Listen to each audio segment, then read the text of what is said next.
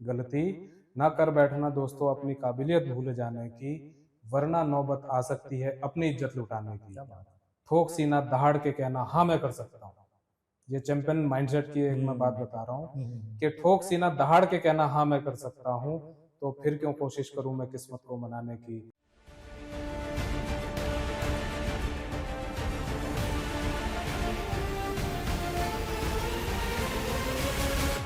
नमस्कार, आप सभी का इस पॉडकास्ट में बहुत बहुत स्वागत है। स्कूल शूटिंग प्रीमियर लीग के मद्देनजर आप सभी को याद होगा कि हमने कुछ दिन पहले एक पॉडकास्ट किया था जिसमें हमने बहुत सारी बातें की थी। बृहद संरचना की, उसकी थीम क्या है, विजन क्या है, एसएसपीएल का उद्देश्य क्या है।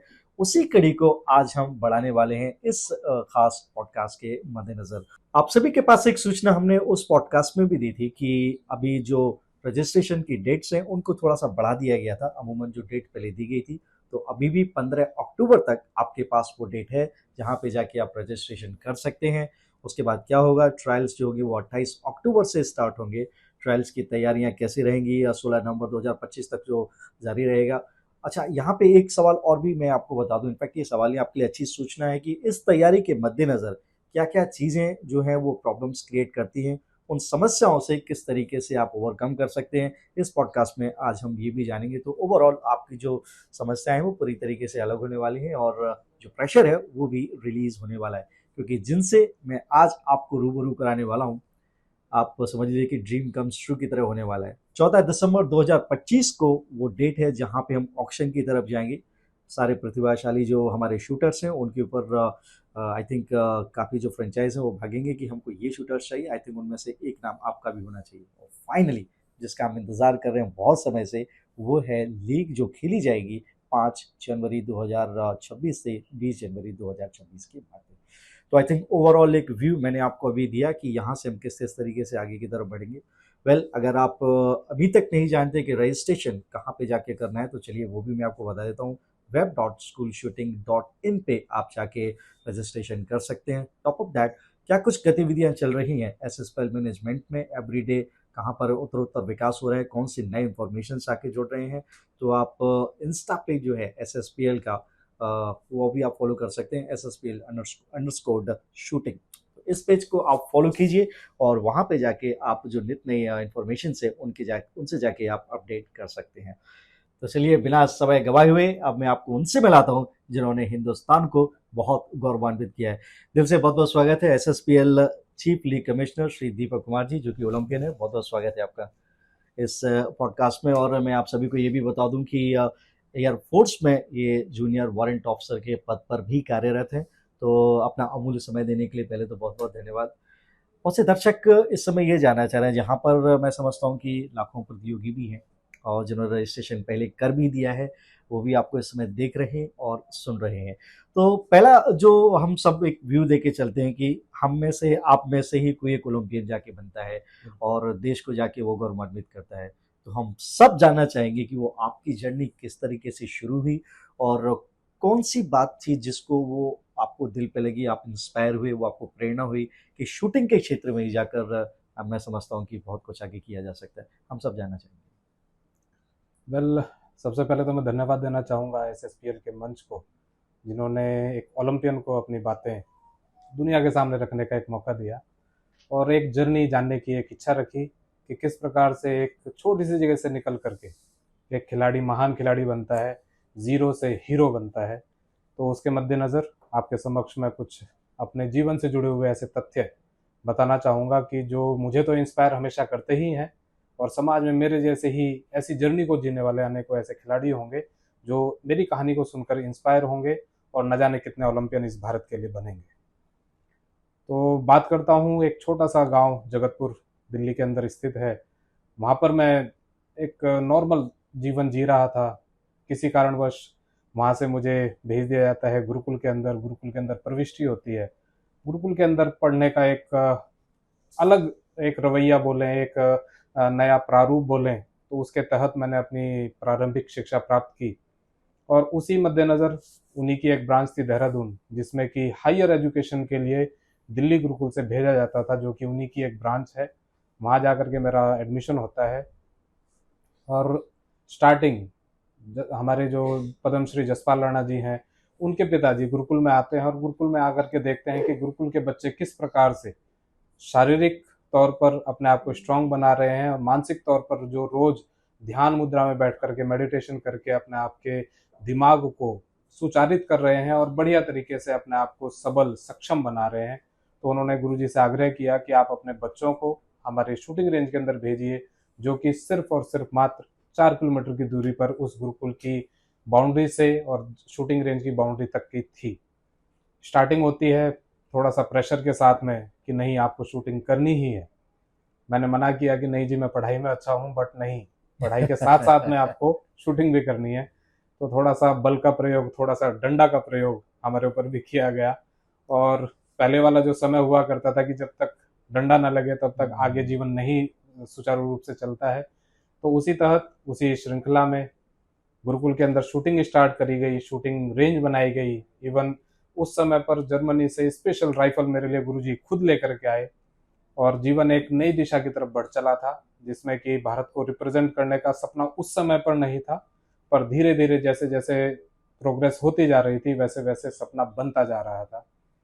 तो गुरुकुल के अंदर रहते हुए कभी ट्रेनिंग से बचने की कोशिश नहीं की। पढ़ाई एक तरफ कर दी और शूटिंग एक तरफ कर दी कि अब मुझे सिर्फ शूटर बनना है और शूटर बन करके भारत को रिप्रेजेंट करना है और अच्छे लेवल का खिलाड़ी बनना है। तो उसी तहत जीवन चलता रहा। सन 2008 में एयरफोर्स की एक वैकेंसी आती है जिसमें उनका प्रोविज़न था कि हमें नेशनल शूटर चाहिए और मेडल हो तो और भी अच्छी बात है। तो मेरे पास में नेशनल लेवल का एक ब्रॉन्ज मेडल प्राप्त किया हुआ था। तो उसी मेडल के तहत मुझे भर्ती किया गया एयरफोर्स के अंदर और एक नया जीवन, नया सिस्टम, नया तौर तरीका, अच्छे कोच के साथ में काम करने का मुझे वहाँ पर एक व्यवस्था प्रदान की गई।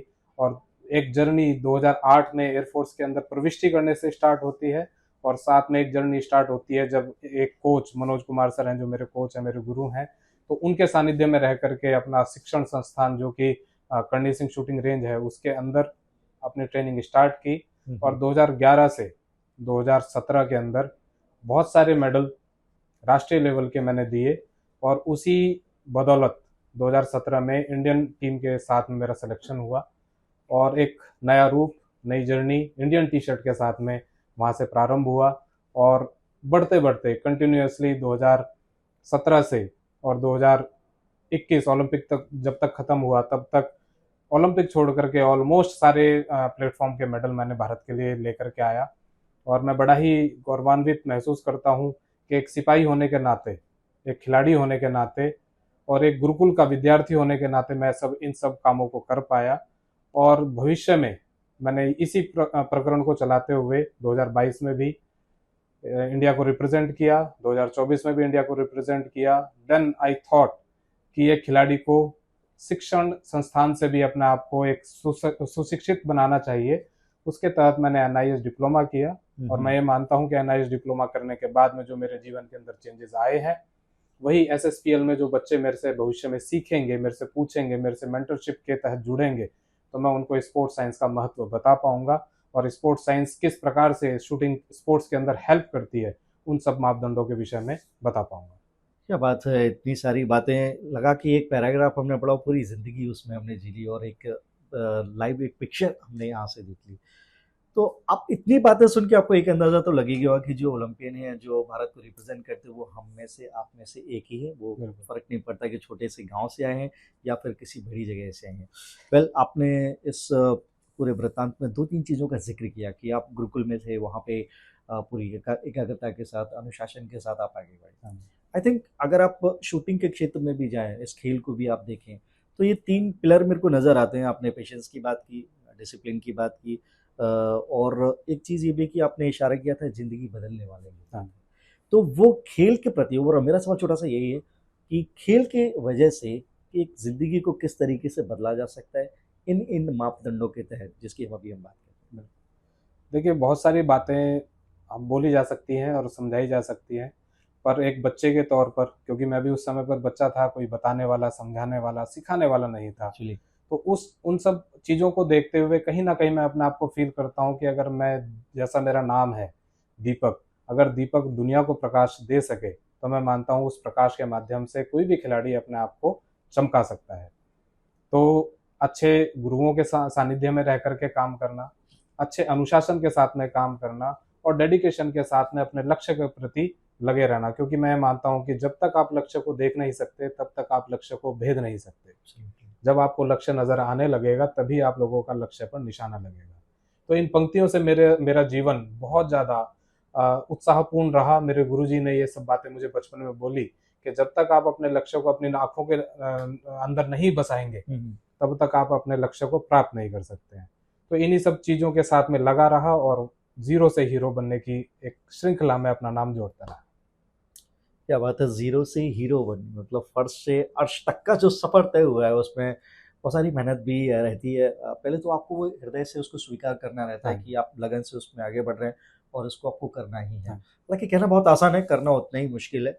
ओलंपिक की हमने बात की, तो अगर हम इस बात को पॉडकास्ट में नहीं रखे तो बहुत नाइंसाफी होगी। वो फीलिंग्स क्या थी भारत को जब आप रिप्रेजेंट कर रहे थे, एक प्रतिनिधित्व आपने किया, तिरंगा झंडा और शोर शराबा हो, वहाँ पे प्रेशर की बात हम बाद में करेंगे, पहले सुखद अनुभूति की बात कर लेते हैं। How do you feel about? देखिए, कोई भी खिलाड़ी है अगर वो स्टार्ट करता है, मैं मानता हूँ पूरे वर्ल्ड के अंदर अगर कोई खिलाड़ी सिर्फ ये सोचता है, कोई बच्चा एक सोचता है कि मुझे खिलाड़ी बनना है, राइट, तो पूरे वर्ल्ड में 1% की जनसंख्या में वो आ जाता है। और सिर्फ 1% पूरे वर्ल्ड के अंदर। और मैं तो भाग्यशाली हूँ कि मैं पूरे वर्ल्ड के 50 शूटर्स में आया। क्या बात। और पूरे इंडिया से मैं उन 2 खिलाड़ियों में अपने आप को रख पाया जो कि भारत का प्रतिनिधित्व वहां पर कर रहे थे। जी जी।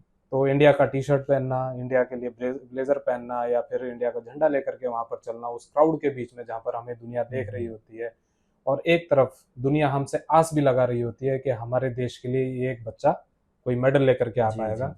मुझे याद है एशियन गेम्स और कॉमनवेल्थ गेम्स जहाँ पर मैं पार्टिसिपेशन के लिए ओलंपिक से पहले गया था 2018 में, तो ओपनिंग सेरेमनी का जब वो चारों दिशाओं तरफ देखा मैंने, एक हुजूम, एक क्राउड, तो धड़कने तो अच्छे अच्छे इंसान की बढ़ती है। तो धड़कने बढ़ना, तो ये ट्रेनिंग का एक पार्ट है कि आपको रूबरू होना पड़ेगा दुनिया से। तो मैं रूबरू होता रहा। कॉमनवेल्थ गेम्स में गया, मेडल नहीं था, बट कॉमनवेल्थ का रिकॉर्ड मैंने बनाया जो अभी तक भी अनब्रेकेबल है। एशियन गेम्स में वो मेडल ना लेकर के आ पाना कॉमनवेल्थ में, उस चीज की एक भूख थी, उस चीज की एक आग थी दिल के अंदर कि मेरे से एक मौका छूट गया कि मैं भारत के लिए मेडल नहीं लेकर के आ पाया कॉमनवेल्थ गेम्स के अंदर। तो उस आग को जला करके रखा, जगा करके रखा कि एक और मौका मिलेगा तो मैं वो कर दिखाऊंगा। तो एशियन गेम्स के अंदर भारत का प्रतिनिधित्व करते हुए सिल्वर मेडल मैंने जब प्राप्त किया तो ऐसा लगा कि जैसे जीवन सफल हो गया, कि मैं भारत माँ की रक्षा के लिए जैसा कि एक सिपाही हूँ वैसे भी काम करता रहा, और भारत माँ का नाम रोशन करने के लिए विदेशी धरती पर जब भारत के लिए मेडल प्राप्त किया, तो ये गौरवान्वित अपने आप में एक क्षण था। और इस पॉडकास्ट के माध्यम से बताना चाहूँगा कि एक खिलाड़ी, अब अगर हम बात करें कि कोई विदेशी झंडा अगर हमारी धरती के ऊपर फहराता है, चाहे वो पाकिस्तान का हो, चाहे वो किसी भी देश का हो, तो देशद्रोह का मुकदमा उस इंसान के ऊपर लगता है और वो जेल के अंदर जाता है। परंतु एक खिलाड़ी के पास में ही एक ऐसा मौका होता है, और मैं तो सिपाही भी हूँ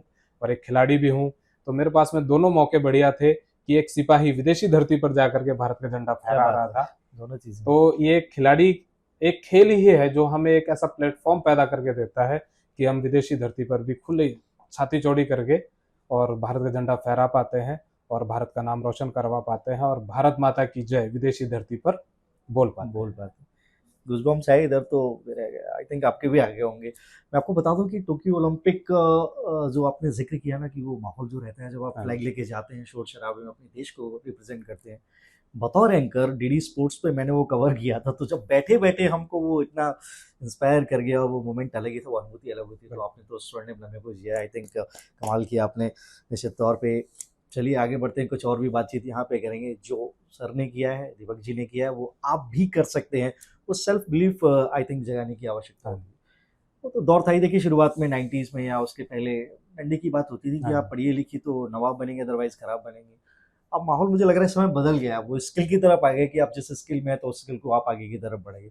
वो एक आई की भी ज़रूरत है बतौर पेरेंट, आई थिंक बतौर स्कूल में की बात करें, इससे भी एक जोड़ा सवाल है, हम उस पर भी आ रहे हैं कि वो आपको कैसे, इनफैक्ट पहले मैं बात पूरी कर लूँ कि कैसे आपको पहचानना है कि इसके अंदर वो चीज़ है। जैसे आपको डंडे पड़े, उसके बाद आपने सीधा राइफल थाम ली और देश का मान बढ़ा दिया, गौरव बढ़ा दिया। यहाँ पे बहुत सारे ऐसे प्रतियोगी हैं, बच्चे हैं जिनके अंदर बहुत टैलेंट छुपा हुआ है।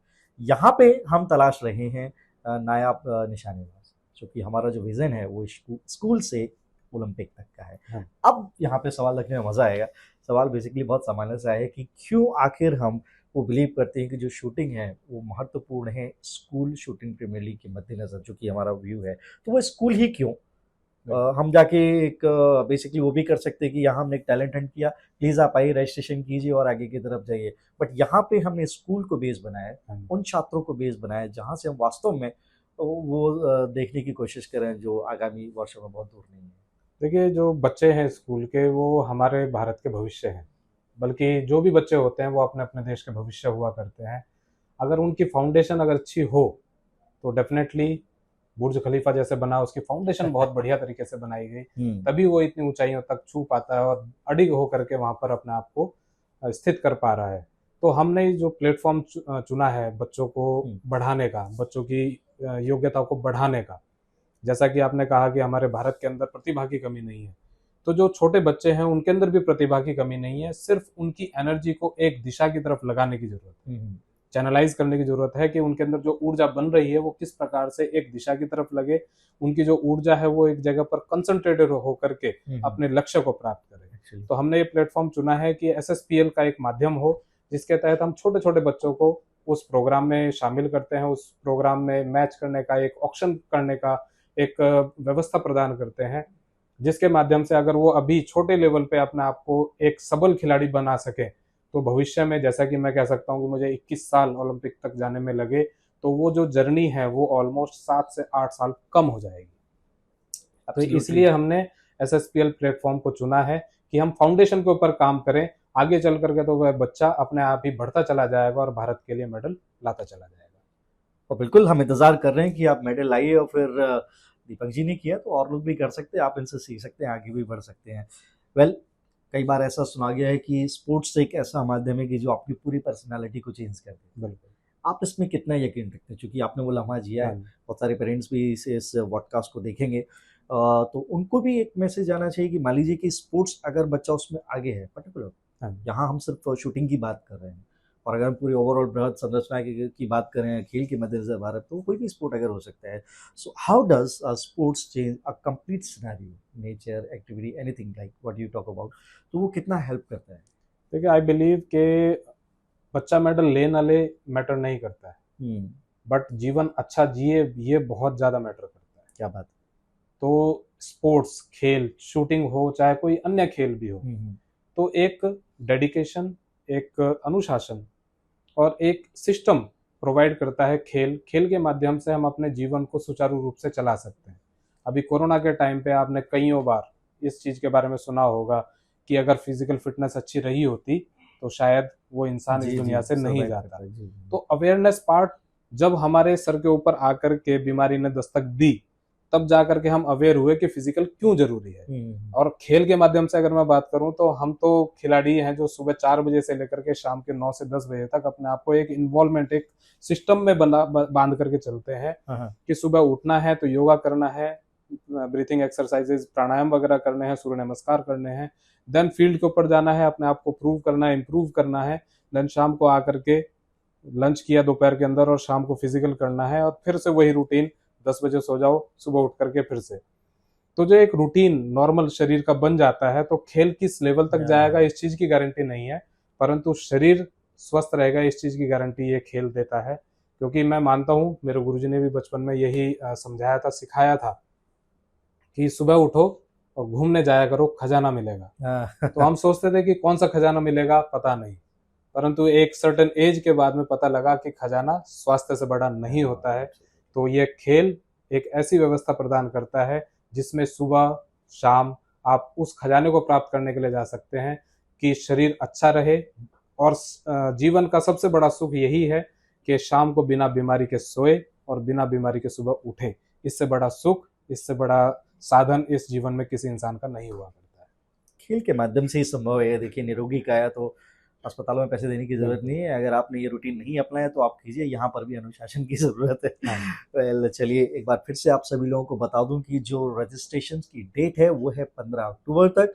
अगर आपने अभी तक नहीं किया है तो प्लीज़ वहाँ जाके रजिस्ट्रेशन कीजिए। 28 अक्टूबर से 16 नवंबर तक उसके ट्रायल्स कंडक्ट किए जाएंगे, जहां पे हम ढूंढेंगे एक से बढ़कर एक नायाब निशानेबाज पूरे हिंदुस्तान से।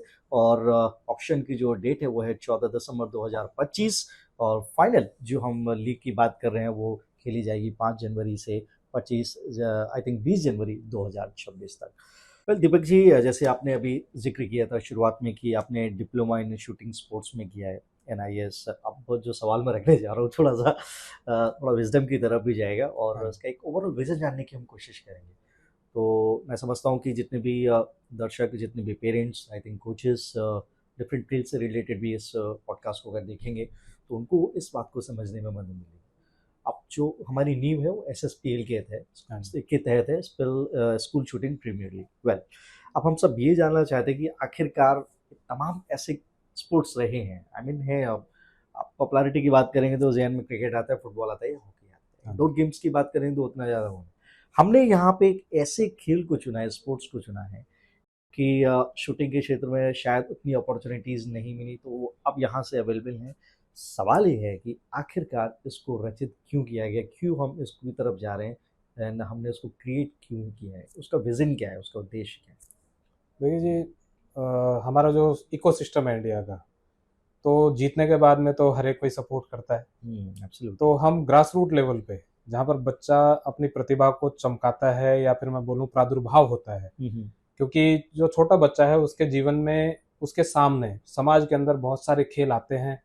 जैसे कि अगर मैं अपने ही बच्चों की बात करूं तो वो ये बोलते हैं कि हमें बॉक्सिंग करवाओ, हमें फुटबॉल खिलाओ, हमें ताइक्वांडो करवाओ, कराटे खिलवाओ।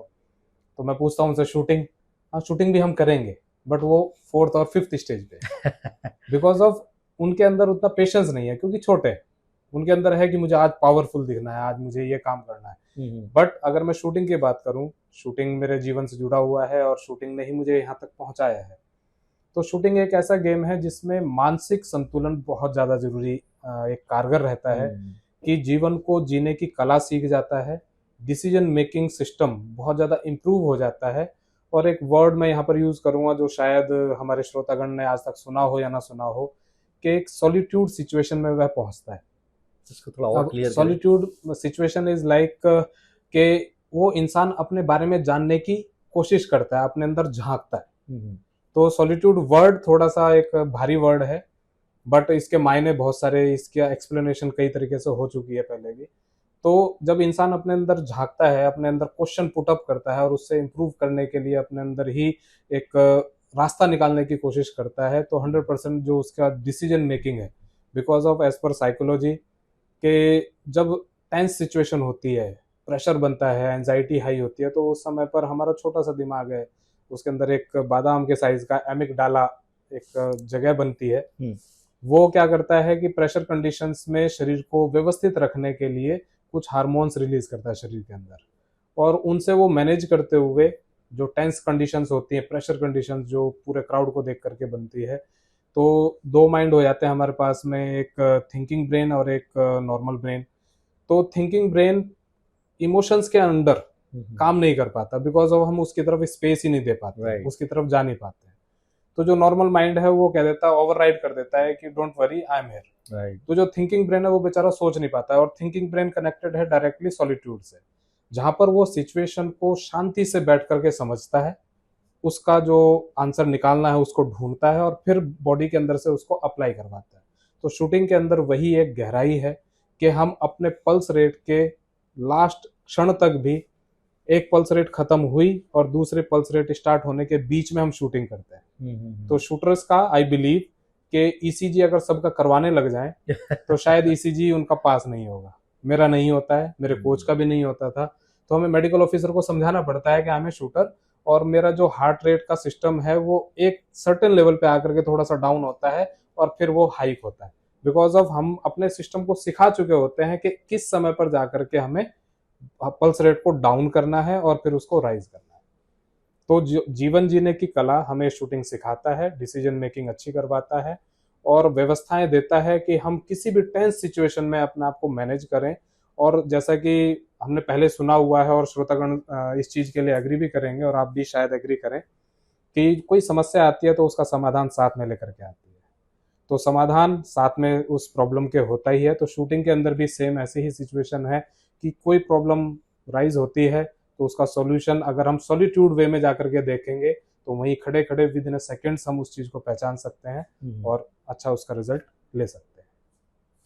थोड़ा दार्शनिक हो गया लग रहा है आप लोगों के लिए। ऐसी बात नहीं है, क्योंकि वो स्पोर्ट्स साइंस का ओवरऑल नॉलेज है जो हम हाँ तक पहुंचना है। इनफैक्ट मेरे को भी नहीं पता था, जो बारीकी आपने बताई है हाँ और हम सबके साथ वो घटित होता है। आई थिंक अगर आप इसके साथ कनेक्ट अभी नहीं कर पा रहे हैं इन्फॉर्मेशन के इन टर्म्स ऑफ, तो जब ये पल वो आता है, जो सिचुएशन आती है, जब वो घटित होगा, तो आई थिंक आप बहुत अच्छे से उसको कोरिलेट कर पाएंगे। बिल्कुल। और सारा खेल आई थिंक दीपक जी वो कॉन्फिडेंस का है, हाँ आप कितना जल्दी उस पर ओवरकम कर पाते हैं।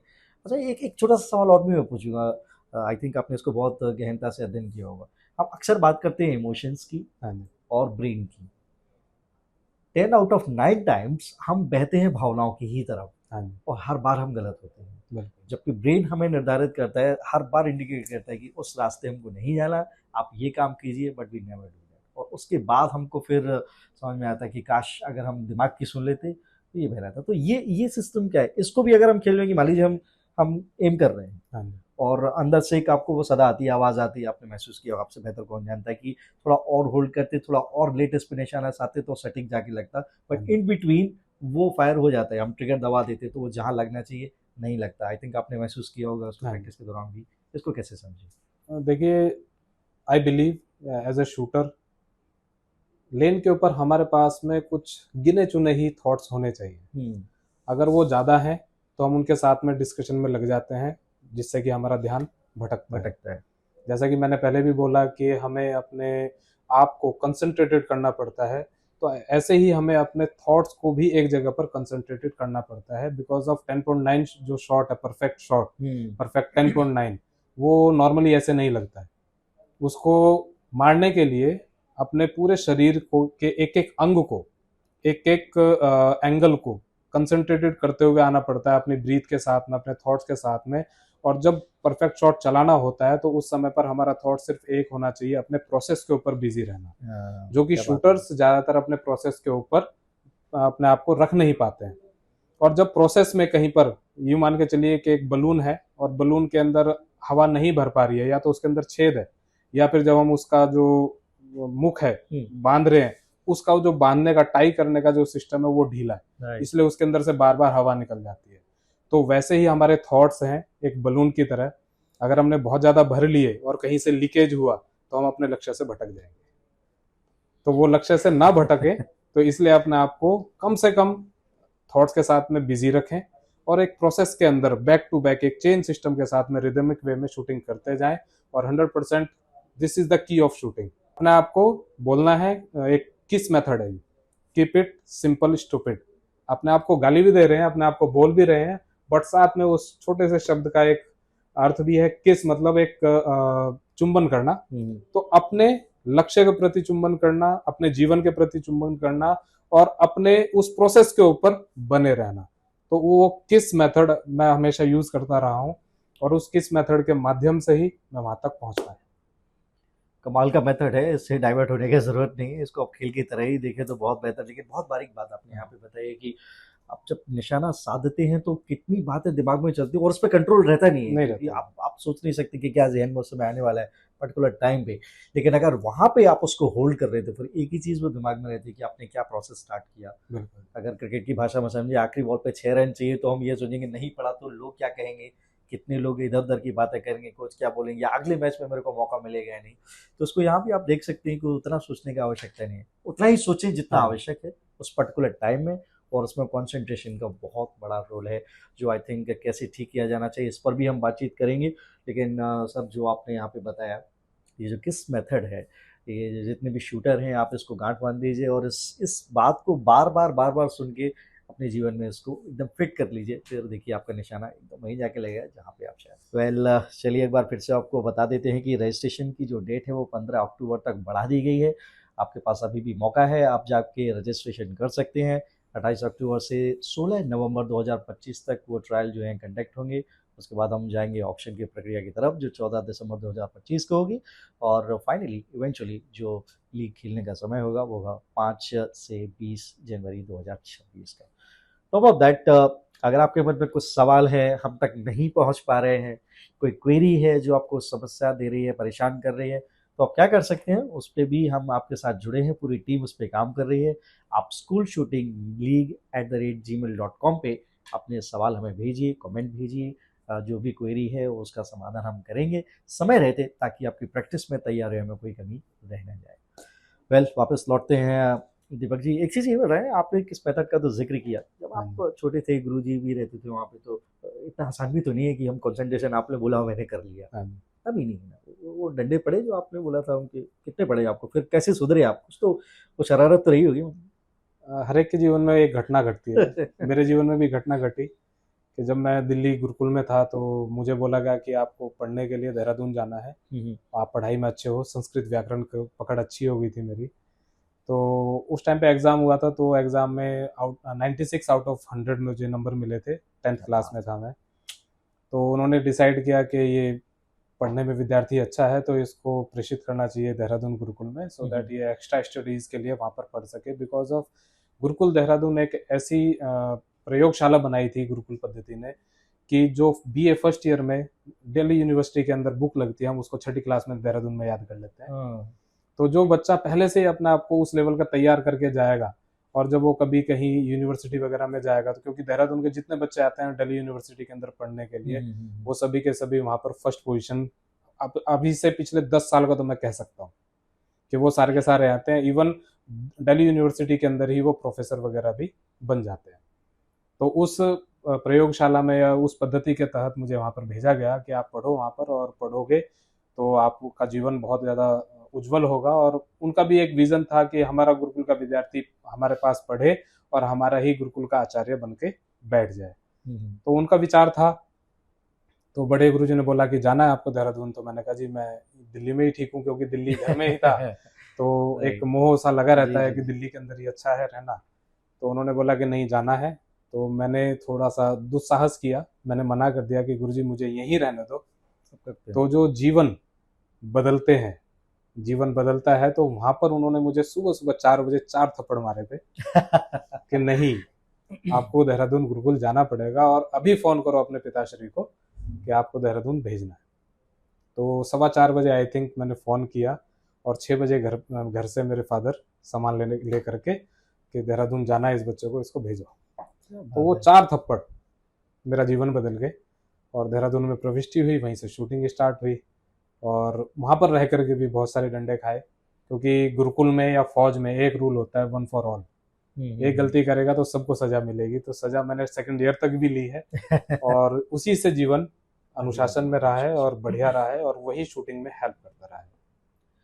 कुल मिलाकर बात ये है कि जब तक आपको समय पे वो धक्का ना पड़े तो हम उससे अवेयर रहते नहीं है, वो अलार्म बजता नहीं है। वो टाइम से जो बज जाता है, जैसे 4 सर को पड़े, हमें तो पढ़ते ही रहते, खैर मैं आपकी जैसा तो नहीं हुआ, लेकिन यस, मीडिया में योगदान है, आपके साथ बातचीत कर रहा हूँ तो ये भी ईश्वर की अनुकंपा है कि बहुत बड़ी बात है कि आप टाइमली उन चीज़ों को समझने का प्रयास करें। उसमें गुरु की भूमिका जो बहुत बड़ी होती है। सोचिए अगर उन्होंने आपको कैजुअल ले लिया होता है कि चलो ठीक है 2 दिन बाद, 4 दिन बाद या 1 महीने बाद भेज दें, किसी और को भेज देते हैं, तो वो सहरा कहीं और भी जा सकता है या जाता भी नहीं। इस बात की भी पॉसिबिलिटी कि सामने वाला हो उसको कितने गहराई से ले रहा है, नहीं ले रहा है, लेकिन ये देखिए इन्होंने लिया और सही समय पे भारत को कहाँ से कहाँ, देश को हमारे लेके चले गए। वेल डन, क्या बात है। इसलिए तो कहते हैं कि वो निशाने ऐसे नहीं लगते हैं, बहुत कंसंट्रेशन का ज़रूरत है, अनुशासित होने की ज़रूरत है। अनुशासन भी अपने आप में एक बहुत बृहत संरचना है, वो यूं ही नहीं जाती कि हमने कह दिया और हो गया। So hats off to you sir, आपने कैसे किया मुझे तो नहीं पता, लेकिन जो भी किया बहुत कमाल किया, और आगे लोग करने भी वाले हैं। अब एक सवाल बहुत ही खतरनाक है, खतरनाक इन टर्म्स ऑफ कि हमारे सामने हमको मालूम है कि बहुत सारी चीज़ें हैं, लेकिन वो सारी तैयारियां उस बात तक पहुंचने में पूरी तरीके से विफल हैं जब तक कि पेरेंट्स का योगदान ना हो, उनकी सोच किस तरीके की जा रही है उस खेल के प्रति। तो आई थिंक जितने भी अभिभावक इस समय इस पॉडकास्ट को देख रहे हैं, सुन रहे हैं, मैं चाहता हूं कि हम ओलंपियन से ही जानने की कोशिश करें कि पेरेंट्स को आखिरकार क्यों इसको सपोर्ट करना चाहिए, और पेरेंट्स के मन में भी एक सवाल है कि क्यों हम बच्चों को इस चीज़ के लिए इंकेज करें, why do not we pursue to the other sports, why shooting itself.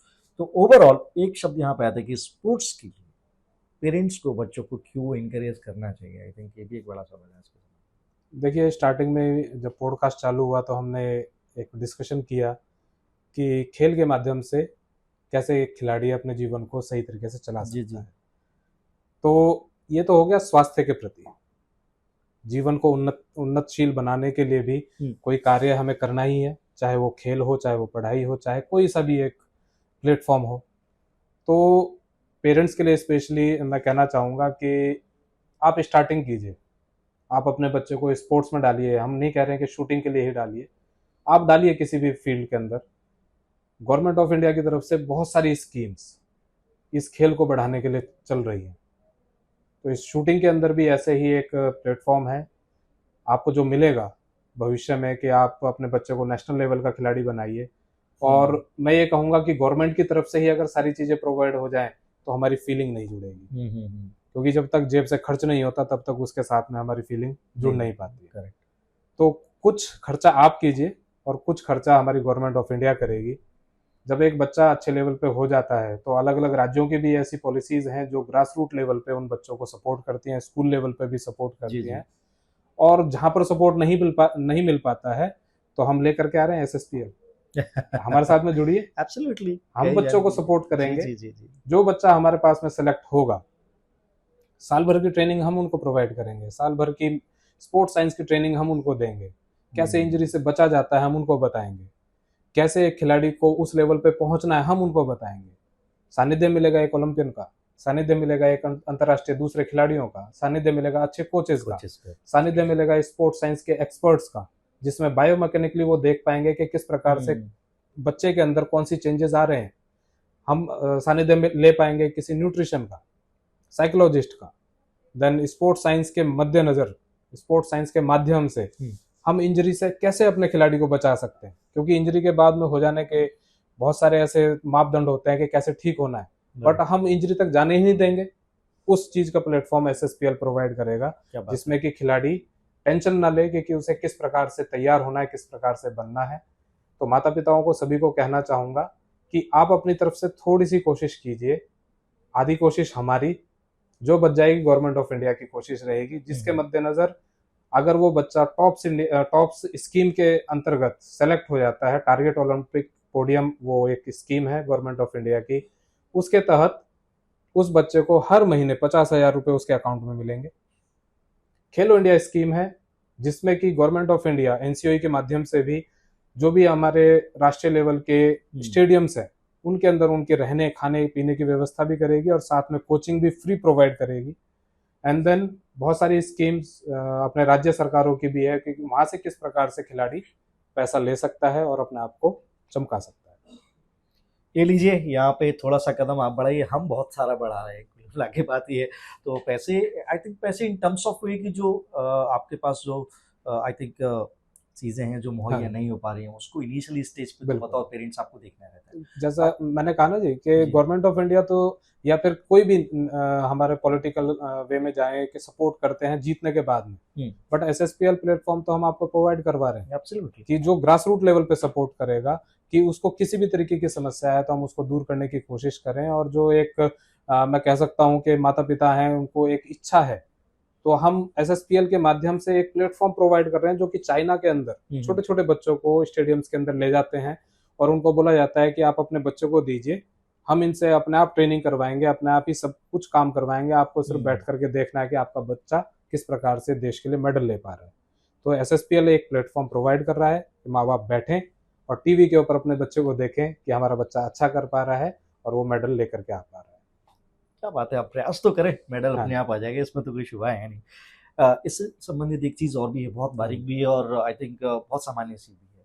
और ये जो चीज़ है वो बतौर खास रूरल जो एरियाज हैं और रीजनल जो सेक्टर्स हैं, वहाँ उस सोच के तहत ये बहुत पिन करने वाली बात है। और जो बच्चे हैं वो वहाँ से और हुनरमंद निकलते हैं। तो बेसिकली वो जो सोच है उस हुनर को कहीं ना कहीं रोकने में बहुत बड़ा रोल अदा कर रही है। तो इस पॉडकास्ट के माध्यम से बहुत पुरानी बात चलती है कि अगर उनके ज़हन में है कि अगर बच्चा हमारा सिर्फ स्पोर्ट्स में गया तो उसकी पढ़ाई बाधित हो जाएगी, अगर वो पढ़ेगा नहीं तो आगे बढ़ेगा नहीं, फिर उनको नौकरी नहीं मिलेगा, फिर उनको आगे जो और भी चीज़ें आयाम है वो उनको सुलभ होंगी नहीं। लेकिन फिर अभी जो जैसा आपने बोला कि नहीं स्पोर्ट्स पूरी तरीके से पर्सनालिटी को चेंज करता है, तो इस विरोधाभास को हमारे पेरेंट्स को क्लियर करना बहुत ज़रूरी है कि जितना भी समय मिले आई थिंक आप बेहतर समझा सकते हैं उनको।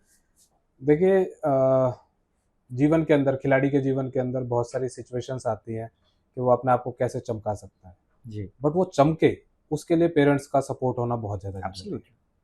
क्योंकि बिना पेरेंट्स के सपोर्ट के, क्योंकि रूट वहीं पर है, अगर वो रूट ही हिली हुई है, हुँ, उनके माता पिता अगर सोचते हैं कि हमारा बच्चा कर पाएगा या नहीं कर पाएगा, तो ये सोच नीरज चोपड़ा के फादर की भी रही होगी, एब्सोल्युटली। मेरे फादर की भी रही होगी, और अनेकों ऐसे खिलाड़ियों के माता पिता की रही होगी कि हमारा बच्चा कर सकता है या नहीं कर सकता है। हुँ, हुँ, क्योंकि जो आजकल के पेरेंट्स हैं वो उस समय के पेरेंट्स रहे हैं कि सबने ये बोला कि भाई पढ़ोगे लिखोगे बनोगे नवाब, राइट। खेलोगे कूदोगे बनोगे खराब।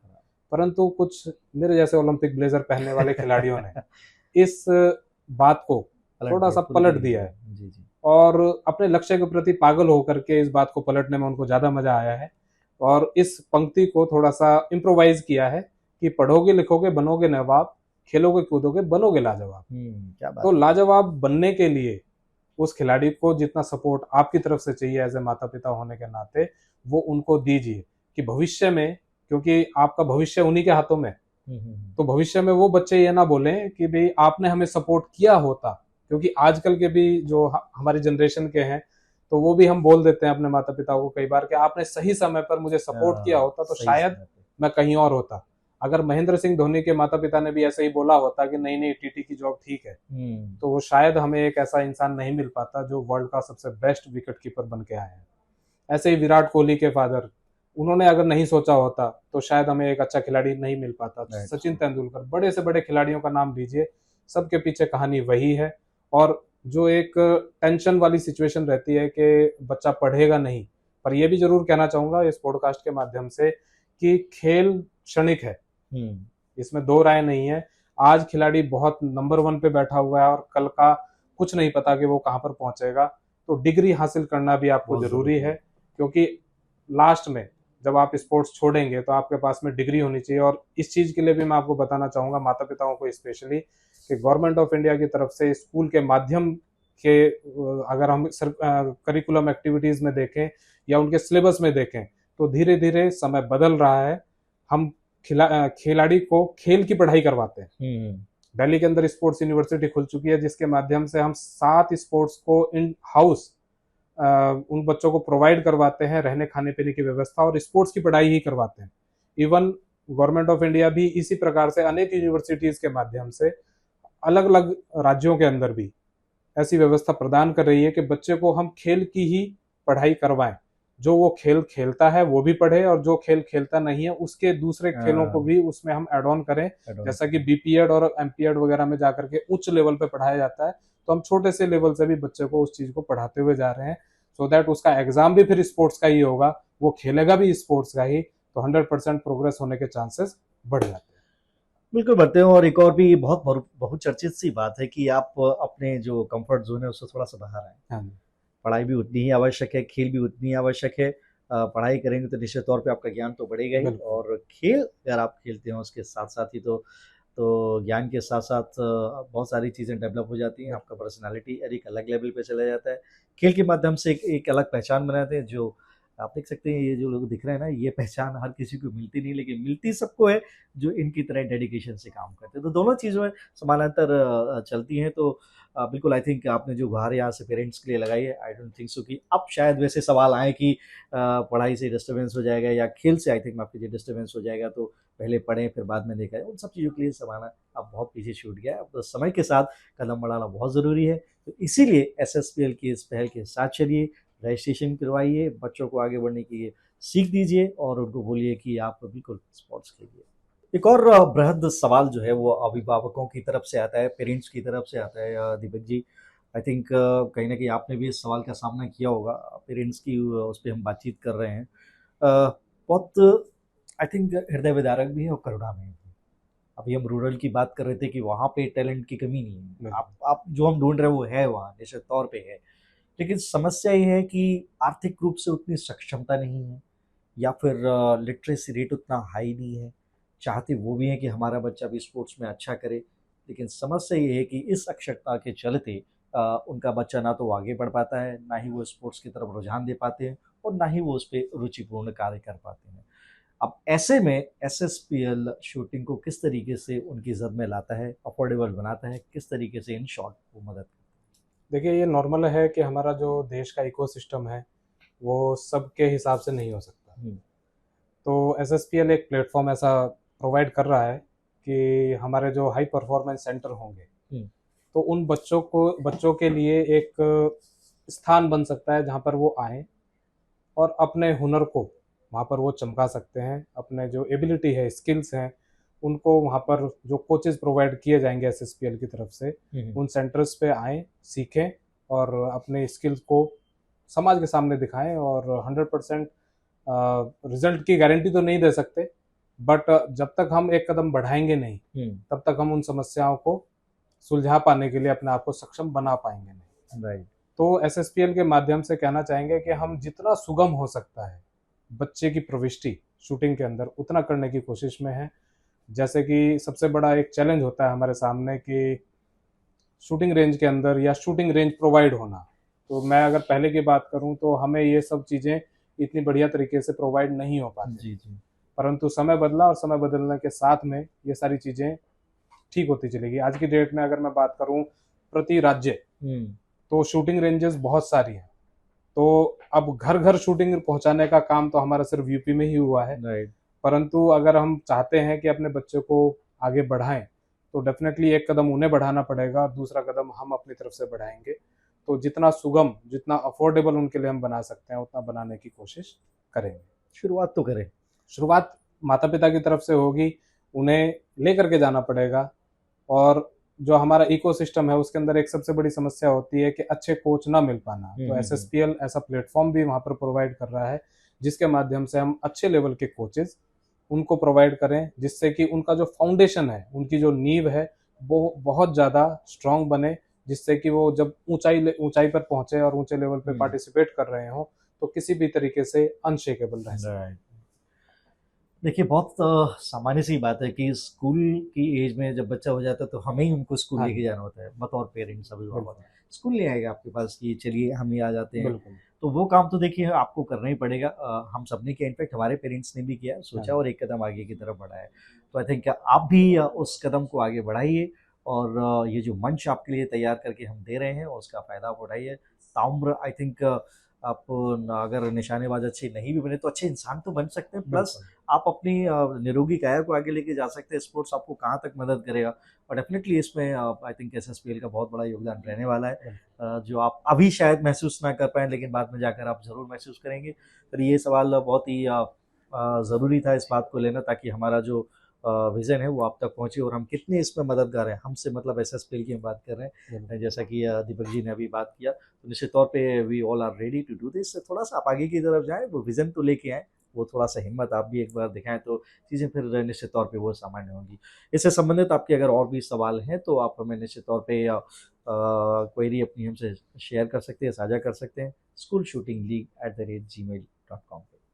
चलिए अब बात करते हैं कि किसी भी खेल की, स्पोर्ट्स की हम बात करें दीपक जी, तो एक एक आधार स्तंभ होता है, एक स्ट्रेंथ की हम बात करते हैं कि हमारे पास इस चीज़ की संपन्नता है तो हम ये कह सकते हैं कि इसका विजन इतना बढ़िया है बिकॉज ऑफ दीज रीजंस। हाँ, अब इसी सापेक्षता में हम एसएसपीएल को रख के देखने की कोशिश करेंगे। हमारे दर्शक भी शायद मन में अगर ये सवाल हो कि जो एसएसपीएल का जो स्ट्रेंथ है वो ताकत क्या है, और इसी के मद्देनजर अगर वो इस बात को समझ पाए कि स्ट्रेंथ क्या है, तो अगर उनके मन में आए कि मेरे को एसएसपीएल ज्वाइन करना है, तो वो किस तरीके से ज्वाइन कर सकते हैं स्कूल शूटिंग के मद्देनजर। देखिए धर्मेंद्र जी, हमारा जो स्ट्रेंथ है वो है हमारे श्रोतागणों के बच्चे। हाँ, क्या बात है। अगर वो बच्चे हमें दे पाएँ, हमारे विज़न के साथ में लग पाएँ, तो हमारी सबसे ज़्यादा बड़ी स्ट्रेंथ वही होगी।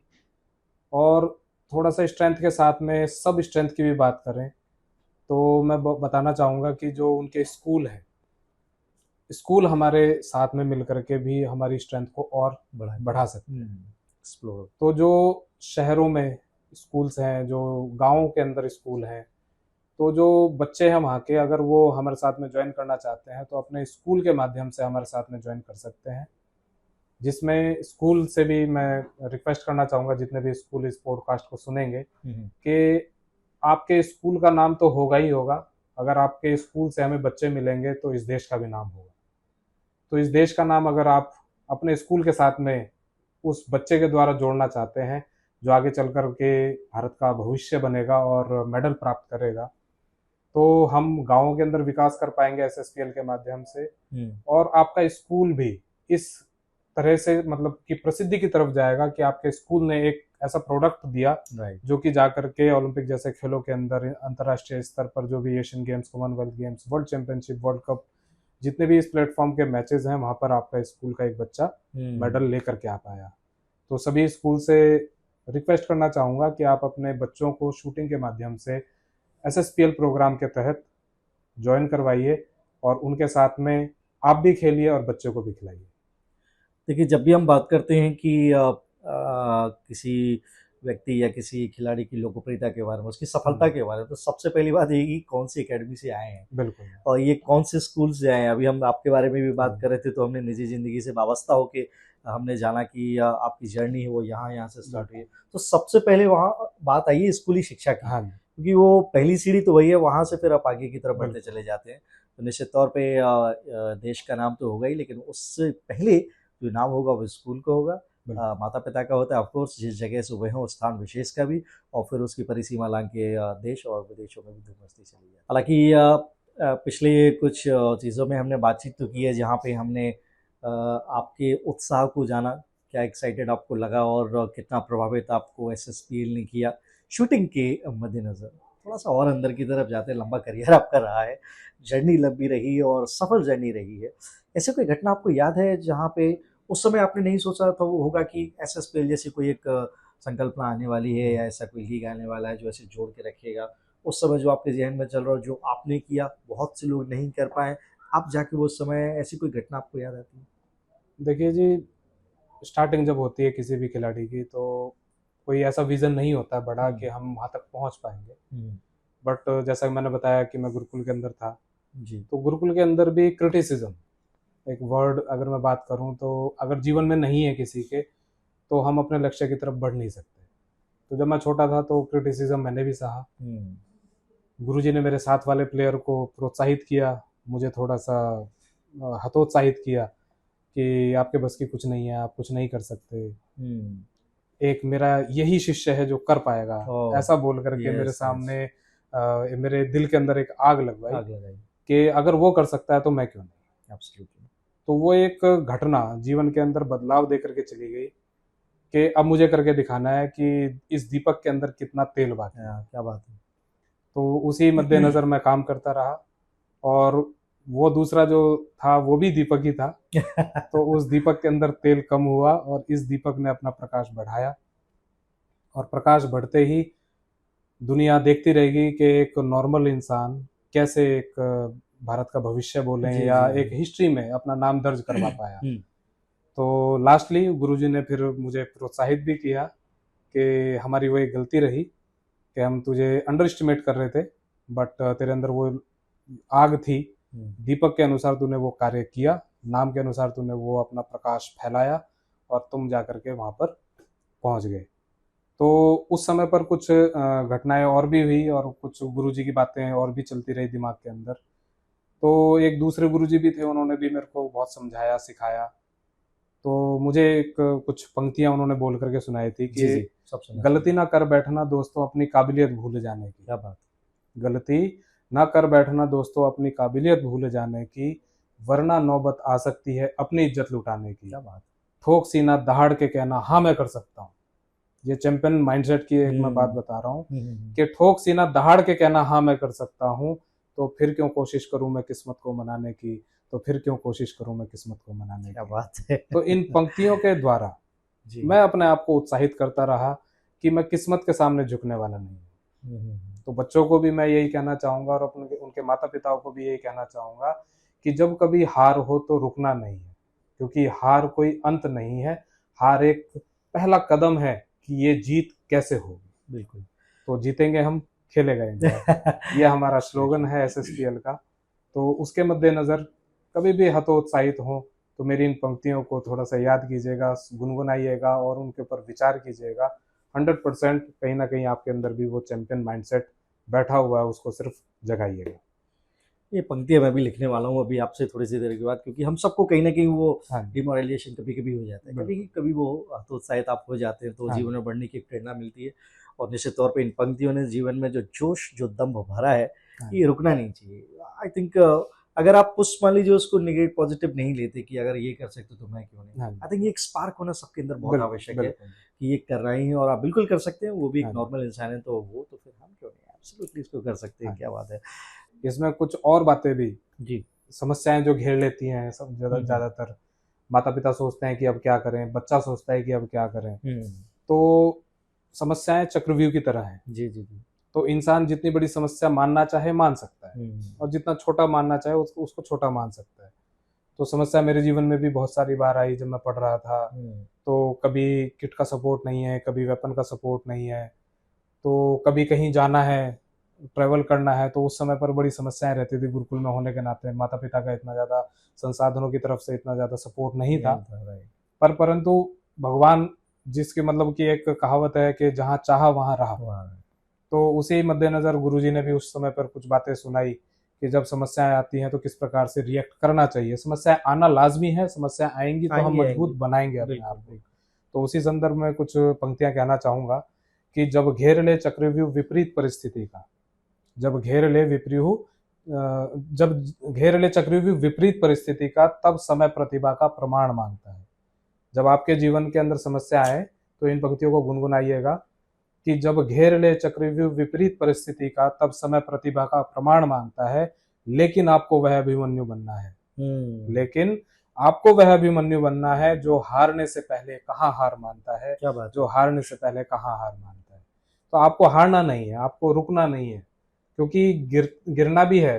गिरने से ही पता लगता है कि हमारे अंदर कितनी क्षमता है, हम कितने ज्यादा सबल हैं। तो गिरेंगे नहीं तो उठेंगे कैसे, उठेंगे नहीं तो चलेंगे कैसे, चलेंगे नहीं तो भागेंगे कैसे, और भागेंगे नहीं तो चैंपियन बनेंगे कैसे। चैंपियन कैसे बनेंगे, बिल्कुल सही बात। तो ये गुरुजी ने उस समय पर सिखाई थी बातें, और वो अपने आत्मसार करके चलता हूँ और आगे बढ़ता चलता हूँ। आई थिंक हम सबको भी गुरुजी की इन बातों का अनुसरण करना चाहिए, फॉलो करना चाहिए। गिरना बहुत ज़रूरी है, क्योंकि वो गिरना ही आपको उठकर दौड़ने और आगे बढ़ने की आई हाँ, थिंक एक प्रेरणा देता है। जैसे कि ये गिरे हैं, उठे हैं, फिर गिरे, फिर उठे और कहाँ पहुँचे हैं आपके सामने एक जैसे। तो फिर हार बिल्कुल नहीं माननी है और अपने आप को निश्चित तौर पे पॉजिटिव रखना है, अपने बच्चों को पॉजिटिव रखना है और हमेशा प्रेरणा देनी है कि आप आगे बढ़िए, जो करना है अच्छा करिए, लेकिन सबसे पहले एक काम करिए, एसएसपी लिबरेशन कराइए और उनको बोलिए कि ये मंच आपके लिए है और ऐसे गुरु लोग इंतज़ार कर रहे हैं और ये जो बच्चे हैं उनका जो हुनर है वो सही हाथों में जाने की ज़रूरत है। एक फेज़ ऐसा भी आता है कि हमारे पास नंबर ऑफ स्टूडेंट्स हैं, बच्चे हैं, भीड़ है हमारे पास, कोई प्रॉब्लम नहीं, हमको जो चाहिए था वो मिल गया। एक चैलेंज हम आगे इसको देख रहे थे कि हमारे पास नहीं, अब है। अब प्रश्न ये है कि एक डाउट और भी रहता है आई थिंक सबके मन में। हम यहाँ पेरेंट्स को भी ले लेंगे, टीचर्स को भी ले लेंगे और उन सबको ले लेंगे जहाँ भी जिन के मन में इस बात को लेके भ्रांति है कि अगर जो पीटी टीचर हैं या स्पोर्ट्स टीचर हैं, सही कोचेस के हाथ में अगर बच्चा नहीं गया तो फिर उसकी जो जितनी मेहनत है उसका कोई मतलब नहीं है। तो ये भी बहुत ज़रूरी है कि जो हमारे स्कूल के स्तर पर पीटी टीचर्स हैं जितनी मेहनत करते हैं और बाद में फिर वो एक बड़े कोचेस की भूमिका में भी नज़र आते हैं, तो यहाँ पे उनका रोल किस तरीके से आप देखते हैं एसएसपीएल के मद्देनज़र? देखिए, मैं कहना चाहूँगा इसमें कि हमारे देश का जो इकोसिस्टम है, अवेयरनेस पार्ट्स हैं, वो इतने ज़्यादा स्ट्रॉन्ग नहीं है। और हम अगर ये सोचें कि जो स्कूल के अंदर पीटी टीचर्स हैं या स्पोर्ट्स कोचेज हैं, वो बहुत अच्छा सिखा दें हमारे बच्चे को, क्योंकि जैसा आपने बोला कि हमारा बच्चा सही हाथों में जाए, अगर वो सही हाथों में नहीं गया तो हमारा बच्चे का जो भविष्य हम सोच रहे हैं कि वो बनेगा, तो वो बिगड़ भी सकता है। करेक्ट। तो मैं ये कहना चाहूँगा इस माध्यम से कि आप अपने बच्चे को, जब आप अपने बच्चे के भविष्य को किसी के हाथों में सौंप रहे हैं, तो उस इंसान को ऐसा रिस्पॉन्सिबल बंदा होना भी जरूरी है। वो क्वालिफाइड हो in terms of sports science, sports coaching, उस लेवल का उसके पास में ज्ञान होना ज़्यादा जरूरी है। नहीं तो आपके बच्चे का समय खराब हो गया, क्योंकि जो उसका बचपना है 4 साल 5 साल अगर उसके वेस्ट हो जाते हैं, टैलेंट आइडेंटिफिकेशन अच्छी तरीके से नहीं हुआ, बायोमैकेनिकली कुछ गलत टेक्निक कोचेस ने सिखा दी क्योंकि उनका खुद का ज्ञान होना। और ये हमारे इंडिया का एक इकोसिस्टम है कि हमारे जो स्कूल्स के अंदर पीटी टीचर्स हैं वो बीपीएड या एमपीएड करके आते हैं। राइट। तो वो ओवरऑल सीख करके आते हैं, किसी पर्टिकुलर एक गेम की नॉलेज उनको नहीं हुआ करती है। तो जब आप अपने बच्चे के भविष्य को किसी के हाथ में सौंपें तो आप ये इंश्योर करें कि वो क्वालिफाइड हो in terms of that specific sports.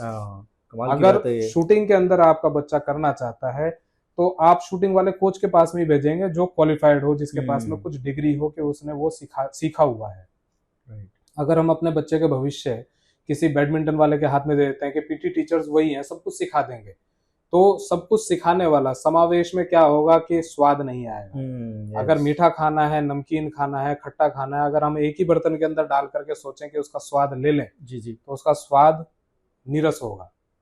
तो और इसलिए ज्यादा जरूरी है कि जो भी कोच हो वो क्वालिफाइड हो in terms of NIS, in terms of any other certification course, so that वो जब सिखाए बच्चे को तो वो पर्टिकुलर अच्छा सिखाए। एब्सोल्युटली। ऐसा ना हो कि उसको सिखाना कुछ था और वो सिखाते सिखाते कहीं और पहुंच गया। तो इसलिए ये चैलेंज है कि स्कूल्स को भी मैं रिक्वेस्ट करना चाहूंगा सभी को कि वो अपने कोचेज को उस क्वालिफिकेशन के हिसाब से ही रखें कि जिससे कि किसी बच्चे के भविष्य के साथ में खिलवाड़ ना हो। ये बहुत लायक बात भी है। आई थिंक अब तो समय बदल भी गया है, अवेयरनेस इतनी ज्यादा है, आपके पास तकनीकी सुविधाएं इतनी उपलब्ध हैं कि आप घर बैठे पता कर सकते हैं कौन किस लेवल का कोच है, कौन किस लेवल का खिलाड़ी अपने आप में रिप्रेजेंटेशन में रहा है। एक चीज आपने कितनी अच्छी बोली थी कि आपको वो ढूंढना है जो जिस चीज में जिसकी महारत है। तो वो कुल मिलाकर जो हम बात कर रहे थे कि आप सही हाथों में उनको पहुंचाइए, तो वो सही हाथ क्या है? वही है कि जो कोच हैं, जो पीटी टीचर हैं, जिस खेल में उनको महारत है, आप उस खेल के मद्देनजर उनको उन हाथों में सौंपिए। तो मैं समझता हूँ कि जो उन्नति के रास्ते हैं वो न केवल जल्दी खुलेंगे, बल्कि जो सफलता का जो जर्नी है वो भी आप आसानी से उसको पार कर सकते हैं। क्योंकि इसमें ये मानता हूँ जी मैं कि कोच होना, और कोच भी 3 प्रकार के होना। एक पेड़ है, बड़ा सुदृढ़ है। अब उस सुदृढ़ का होने का मेन कारण क्या है, मेन कॉज क्या है? उसका रूट, जड़ें, उसका तना। तो जो मैंने आपको बोला कि जो दूसरे कोचेज होते हैं बेसिकली वो लीफ की तरह, ब्रांचेस की तरह होते हैं, उनकी खुद की स्टेबिलिटी अच्छी नहीं है तो वो दूसरे को स्टेबल क्या करेंगे। तो इसलिए रूट मजबूत होना जरूरी है एज ए कोच। और कोच का काम खाली फील्ड के अंदर खड़े होकर के सिखाना नहीं होता। कोच के अनेकों रूप टाइम टाइम पे देखने को मिलते हैं। कभी वो मैश्योर बनेगा, कभी फिजियोथेरेपिस्ट बनेगा, कभी मोटिवेटर बनेगा, कभी कुछ तो अनेकों रूप एक कोच के होने के नाते किए जाते हैं। और जो बीपीएड एमपीएड वाले हैं, मैं इस पॉडकास्ट से उनका कोई डिग्रेशन नहीं कर रहा हूँ, मैं कहीं पर उनकी भावना को आहत नहीं पहुंचा रहा हूँ। पर अगर आप उस बीपीएड एमपीएड वाले सिस्टम में है, अगर आपको किसी को कोचिंग देनी है तो आप प्लीज सर्टिफिकेशन के हिसाब से जाइए, सो दैट हम किसी बच्चे के भविष्य के साथ में खिलवाड़ ना कर सकें। Absolutely correct. अगर आप इस स्तर पर हैं तो उस स्तर पर जो मानवीय चीजें हैं उनको तो ठीक से कर लिया जाए, ताकि आपको भी तो स्वयं लगे कि जो मैं शिक्षा दे रहा हूँ वो एकदम सही है और सही ढर्रे पे जा रही है, जिससे बच्चे का विकास हो सके। उसमें उनकी तो उन्नति ही, आई थिंक कहीं ना कहीं आपकी भी उन्नति है। तो आई थिंक फिर से वही गुहार है कि एसएसपीएल ऐसे ही वो संवेदना को लेके आता है कि जहाँ पे शिक्षित और नॉलेजेबल और एक सफलता के मानक को पार किए कोचेस आपको मिल रहे हैं। आप स्वयं ओलंपियन ही हम आपके लिए ले आए, तो इससे बड़ी बात क्या ही हो सकती है। जो वहाँ से वहाँ तक का सफर तय करके आए, उस जर्नी को उन्होंने जिया है, एक एक लम्हे को उन्होंने जिया है। तो जो आपके बच्चे का भविष्य वो इन सुरक्षित हाथों में है। तो फिर जल्दी से रजिस्ट्रेशन कराइए, एसएसपीएल इंतजार कर रहे हैं आपका। दीपक जी, एक चीज़ और भी इसमें मैं थोड़ा सा चाहूँगा कि आप इस पर प्रकाश डालें। हिंदुस्तान में हजारों लाखों स्कूल हैं, अब उन लाखों स्कूलों में अलग अलग पीटी टीचर्स हायर किए जाते हैं खेल के संबंध में। अभी हमने अवेयरनेस की बात की कि पेरेंट्स को अवेयर होना चाहिए, बच्चों को अवेयर होना चाहिए। अब अवेयरनेस का सवाल मैं पीटी टीचर्स की तरफ भी ला रहा हूँ कि स्कूल में जो बच्चे आ रहे हैं वो उनको कितना उनके अंदर उत्साह जगा सकते हैं खेल के प्रति, उनको कितना इंस्पायर कर सकते हैं कि आप आइए, खेल भी खेलिए, आप पढ़ाई तो कर ही रहे हैं, खुद को आप अच्छा बना सकते हैं।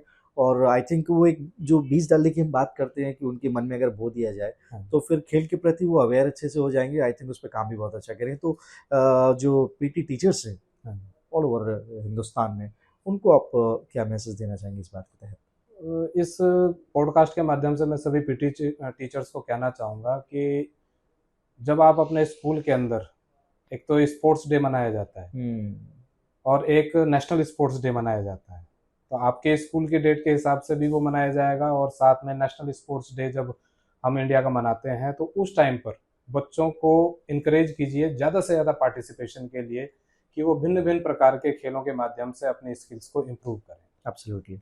साथ में जब उनकी प्रतिभागिता बढ़ेगी, जब किसी बच्चे को पोडियम के ऊपर चढ़ने का मौका मिलता है तो उत्साह से भर जाता है। माता पिता भी उत्साह से भर जाते हैं कि हमारे बच्चे ने एक मेडल लिया। अब वो मेडल मैटर नहीं करता उस बच्चे के लिए वो किस लेवल का है। जैसे मैं अपने घर के अंदर की बात करूं तो मेरे बच्चे खुद मेरे से रिक्वेस्ट करते हैं कि हमें स्पोर्ट्स में जाना है, और स्पोर्ट्स में वो जा रहे हैं, हैंडबॉल है, बास्केटबॉल है, या फिर किसी भी करिकुलम एक्टिविटीज में इन्वॉल्वमेंट चाहते हैं। तो जब वो सर्टिफिकेट मिलता है तो आपस में कंपटीशन होता है कि मुझे इस लेवल का सर्टिफिकेट मिला, मुझे इस लेवल का मेडल मिला। तो सभी पीटी टीचर से कहना चाहूंगा कि उनका बच्चों का इन्वॉल्वमेंट ज़्यादा से ज़्यादा बढ़वाइए, और जो स्पोर्ट्स डे है स्कूल का या नेशनल स्पोर्ट्स डे है उस समय पर कुछ अपने अच्छे खिलाड़ियों को इनवाइट कीजिए, सो दैट जब जो वो स्पीच देंगे, अगर एक बच्चे के अंदर भी वह स्पार्क आ गया, वह ज्वाला आ गई, तो वो कहाँ से कहाँ तक किसी बड़े से बड़े जंगल को आग लगा देगा, इसकी परिकल्पना भी हम नहीं कर सकते। तो यह जिम्मेदारी बनती है हमारे सभी पीटी टीचर्स की, सभी स्कूल्स की, कि वो कुछ अपने स्कूल के प्रीमाइसेस के अंदर ऐसे एक्टिविटीज को बढ़ावा दें, और स्कूल स्पोर्ट्स के माध्यम से उनके अंदर उनकी प्रतिस्पर्धा को बढ़ाएं। ज़्यादा से ज़्यादा प्रतिस्पर्धा बढ़ेगी तो डेफिनेटली उन बच्चों के अंदर वह योग्यता आएगी, और पीटी टीचर्स का भी नाम होगा कि वो किस प्रकार से किसी बच्चे के फंडामेंटल मूवमेंट्स को इम्प्रूव करने में सहयोग दे पाए। देखिए, आपने भी अपने गुरुजी का जिक्र किया। हाँ जी। गुरुजी को तो नहीं पता था कि आपने बोला है, लेकिन आपने बोला कि वो आता ही है। नहीं, कमाल की बात आपने यहाँ पे बोली कि आप जो स्पोर्ट्स डे की बात कर रहे हैं, आप ऐसे नामचीन उनको बुलाएं, प्लेयर्स को बुलाएं, अलग अलग खेल के माध्यम से सर को बुलाएं। ये भी एक अपने आप में बहुत बड़ी पाठशाला है। अगर आप इनसे नहीं सीखे तो फिर मैं समझता हूँ कि सीखेंगे कहाँ पर, एक सवाल वहाँ पे पैदा होता है। तो यस, वो इंटरेस्ट डेवलप करने के लिए आप एक्टिविटीज़ कर सकते हैं, स्कूल में भी खिला सकते हैं। अलग अलग तरीके के खेल हैं आजकल, प्रत्येक स्टेट्स के अलग अलग अपने नए नए खेल आए हैं, तो वो उनको अवेयर करने का प्रयास करें। और आई थिंक ऐसा करते हैं तो फिर वो बीज बो दिया गया है। आप सोचिए कि इंतजार करिए कि ये छोटी सी चिंगारी कहाँ आग लगाने वाली है, वो लगती है। ये भी चिंगारी थे, देखिए आज इन्होंने क्या किया है। तो I think this is one of the best example we can see and talk about. Yes, absolutely. PT teachers के लिए एक छोटा सा संदेश ही हमारी तरफ से। बहुत सारे आयामों पे चर्चा हुई है, विजन भी हमने क्लियर कर लिया, हमने कई बृहद जो चीज़ें थी उनको भी हमने कवर किया, अंतश्चेतना को छूने का भी प्रयास किया, और पीटी टीचर्स को भी हम बीच में लेकर आए, उनकी जिम्मेदारियों की भी हमने चर्चा की। निजी ज़िंदगी से वाबस्ता हमने कई चीज़ें आपसे जानी, वो दम भी आपने भरा। अब एक कहते हैं कि जब तक सारी चीज़ें तो आपने ले ली, लेकिन जब आप एक्शन की तरफ जाते हैं कि अब मुझे ये करना है, तो वहाँ पे बहुत सारी चीज़ें जहन में आती हैं। फिर जो आप अभी चर्चा कर रहे थे कि वो दो चीज़ें होती है ना माइंड में, वो टर्म जो आपने यूज़ किया था, थिंकिंग ब्रेन एंड इमोशनल, अब वो यही आने वाला है। अब वो कैसे आने वाला है उस पर चलिए बातचीत करते हैं। कि जैसे ट्रायल अभी आने वाले हैं, अभी रजिस्ट्रेशन चल रहे हैं, ट्रायल्स की जो डेट है 28 अक्टूबर से 16 नवंबर तक ट्रायल्स कंप्लीट होंगे। अब काफ़ी बच्चों के मन में चल रहा होगा कि कैसे इन ट्रायल्स को दिया जाए, मैं कैसे तैयारी करूं, क्या कुछ चीज़ें हैं, मैं कहीं गलत ना कर जाऊं, अगर मैं सेलेक्ट नहीं हुआ तो क्या हुआ, मेरा सपना काफूर हो जाएगा, चूर चूर हो जाएगा, वो निराशा घर कर जाती है। तो जो मेंटल प्रेशर है, आई थिंक वो बहुत ज़्यादा काबिज हो जाता है। आई थिंक आपसे बेहतर कौन इस चीज़ को समझ सकता है। तो दीपक जी, कैसे इसको दूर कर सकते हैं, इसमें कैसे हम बच्चों को थोड़ा ये संदेश दे सकते हैं कि आप ये कीजिए तो एवरीथिंग इज गुड। सबसे पहले तो मैं बच्चों को कहना चाहूँगा कि आप अपने लाइफ में इवैल्यूएशन पार्ट की तरफ जाइए। कि जैसा हमने थोड़ी देर पहले भी बात की थी कि हम अपने आप को कहाँ सोचते हैं, राइट। क्या हम अपने आप को चैंपियन मानते हैं? शीशे के सामने खड़े होकर के अपने आप को खुद से इवैल्यूएट कीजिए जी कि मेरी एबिलिटी क्या है, मेरी एबिलिटी अगर इस लेवल की है तो मैं कहाँ तक अपने आप को पहुँचा सकता हूँ। तो नो डाउट कोई भी लेवल का खिलाड़ी है, बड़े से बड़ा खिलाड़ी, सबके साथ में प्रेशर बना रहता है, एंजाइटी सबके साथ में रहती है। सिर्फ और सिर्फ उस ऊर्जा को चैनलाइज करना जिस खिलाड़ी के बस में है, तो एक चैंपियन रह जाता है और एक थोड़ा सा स्ट्रगलफुल रह जाता है। तो जो प्रिपरेशन की अगर मैं बात करूं कि उन्हें किस प्रकार की प्रिपरेशन करनी चाहिए, तो अपने छोटे से छोटे मूवमेंट को, अपने रिफ्लेक्सेस को, अपने एक्शन एंड रिएक्शन को नोटिस अगर करते हैं, ऑब्जर्वेशन में लेकर के आते हैं, तो 100% आंसर वही है। राइट। ऐसा क्या होता है, जैसे कि अगर मैं शूटर्स की बात करूं जो शूटिंग ऑलरेडी करते हैं, कि वो 5 शॉट अच्छा चला लेते हैं और अगले 5 शॉट के अंदर वो अच्छा नहीं चला पाते हैं। तो ड्यू टू कहीं ना कहीं कुछ ट्रिगर हो रहा होता है बॉडी के अंदर। और ट्रिगर क्या होता है? बेसिकली शिवरिंग बढ़ना, बेसिकली हार्ट रेट इंक्रीज होना।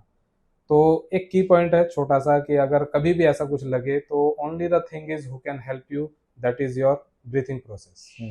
तो अगर ब्रीथिंग हमारी अच्छी है तो हमारा अवेयरनेस पार्ट अच्छा रहेगा, अगर हमारी ब्रीथिंग अच्छी है तो हमारा डिसीजन मेकिंग अच्छा रहेगा। और स्पोर्ट्स साइंस के हिसाब से बताऊं तो जब हम ब्रीथ लेते हैं बॉडी के अंदर तो हमारे हर पार्ट के पास में ऑक्सीजन ब्लड फ्लो करवाता है, ब्लड लेकर के जाता है। तो माइंड के अंदर भी ब्लड जाएगा, तो वहां पर ऑक्सीजन भी साथ में जा रही है, और शरीर के अंदर सारे अंगों के अंदर वो ऑक्सीजन पहुंचती है, जिससे कि हम शांत रह करके धड़कन को भी कम कर सकते हैं और साथ में अपने जो विचार हैं उनको भी चैनलाइज कर सकते हैं। तो जनरली ये अभी से नहीं, बहुत सालों से देखा गया है कि जब जब शरीर के ऊपर प्रेशर आया है, एंजाइटी हावी हुई है, तो 100% हमारे सोचने की, समझने की क्षमता कम हो जाती है, बाधित हो जाती है। तो उस समय पर अगर कोई शूटर अभी ट्रेनिंग पार्ट में भी या मैच में भी तो सिर्फ और सिर्फ ब्रीथिंग के ऊपर फोकस करे तो 100% रिजल्ट वहीं पर उसको खड़े खड़े मिलेगा। तो प्राणायाम कीजिए, बॉक्स ब्रीथिंग कीजिए और अपने आप को तैयार कीजिए। जब कभी 5 शॉट अच्छे लग जाएं तो थोड़ा सा रुक जाइए, पूछिए अपने आप से कि ये धड़कन क्यों बढ़ रही है, शरीर के अंदर चेंजेस क्यों आ रहे हैं। जब तक वो नॉर्मलाइज ना हो जाए, न्यूट्रल ना हो जाए, तो 6th shot 7th shot shoot मत कीजिए। जब आपको अंदर से आवाज आए कि yes everything is good, then go for next shot. तो अपने आप को रोकना जरूरी है। और ये कब रोका जा सकता है? जब आपका अवेयरनेस पार्ट एक्टिव है। तो अपने आप को एक्टिव रखिए, जगा के रखिए। जैसा आपने देखा होगा हमेशा समाज में, सोसाइटी में, जी जी जी। कि एक चौकीदार रात को घूमता है और बोलता है जागते रहो जागते रहो। तो शरीर को भी अंदर ही अंदर हमें जगाना पड़ता है शूटिंग के दौरान, कि जागे रहेंगे तो गलती कम होगी, सो जाएंगे, शिथिल पड़ जाएंगे या फिर डिसीजन नहीं ले पाएंगे तो 100% गलती होगी। गलती से यही पर एक चीज और भी मैं ऐड कर दूं, हमको नहीं मालूम चलता कि वो हर्डल क्या आ रहा है। आप अच्छा कर रहे हैं, आपने 5 शॉट एकदम सॉलिड लगाए। आपने 6वें 7वें का जिक्र किया कि वो नहीं आपको मंतर मन अलाउ कर रहे तो आप मत कीजिए, हम जबरदस्ती कर देते हैं, शॉट खराब हो जाता है। तो कभी कभी हम डिसाइड नहीं कर पाते हैं। ऐसा आपको कभी फील हुआ कि क्या हर्डल वो स्पोर्ट्स में आ रहा है? वो जब अवेयरनेस पार्ट स्लो रहता है जी, जैसे इमोशनल ब्रेन और थिंकिंग ब्रेन का मैंने यूज किया था थोड़ी देर पहले, कि जब हम इमोशनली फूल रहते हैं तो कहीं ना कहीं हम अवेयरनेस पार्ट को नहीं कर पाते हैं, अच्छी तरीके से जागे नहीं रह पाते हैं। तो थिंकिंग ब्रेन बेचारा सोचता रह जाता है कि मुझे काम तो करना चाहिए बट मुझे अलाउ कौन करेगा। ऐसा लगता है जैसे शीशे के सामने घटना घट रही है बट मैं कुछ कर नहीं सकता बिकॉज ऑफ मेरे पास में उस दरवाजे की चाबी नहीं है। तो चाबी है थिंकिंग ब्रेन। तो अपने इमोशंस को प्लीज, जब भी आप ट्रेनिंग करें, आप मैच करें, घर पे छोड़ करके आए। कुछ स्पोर्ट्स के अंदर इमोशंस बहुत ज्यादा काम करते हैं, कारगर होते हैं, जो पावर गेम है स्पेशली, बट हमारा गेम इमोशंस के साथ में फुल होकर के नहीं किया जा सकता। तो इमोशंस जब आते हैं तो गुस्सा भी आता है, गुस्सा आएगा तो शिवरिंग भी बढ़ेगी, शिवरिंग बढ़ेगी तो हमारा डिसीजन कम हो जाता है, मूवमेंट ज्यादा दिखाई देता है, ट्रिगर के ऊपर कंट्रोल नहीं रह पाता है, और कहीं ना कहीं हम जो हमारा मसल्स का यूज करने का पैटर्न है वो अनइवन होता है।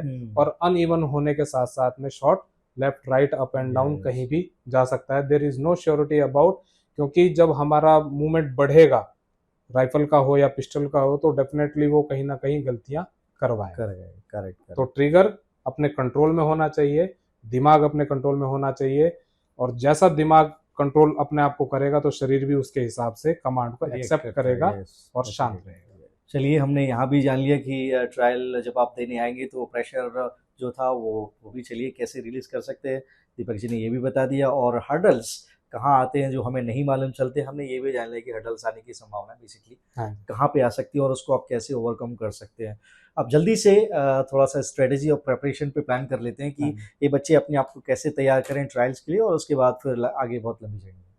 देखिए, बच्चे जो भी प्रिपरेशन करना चाहते हैं इस कंपटीशन के लिए, तो अपने कोचेज के साथ में मिलकर के ट्रेनिंग प्रोग्राम बनाइए, मैच लाइक कंडीशंस में अपने आप को प्रिपेयर कीजिए, सो दैट जो आपके शरीर के अंदर चेंजेस आते हैं, एंजाइटी वगैरह, क्योंकि जैसे ही मैच बटन वहां पर प्रेस होता है तो मैच बटन तो मशीन का प्रेस हुआ, बट हमारे शरीर का भी एक मैच बटन ऑन हो जाता है, तो उसमें कहीं ना कहीं हम डिसीजन नहीं ले पाते हैं।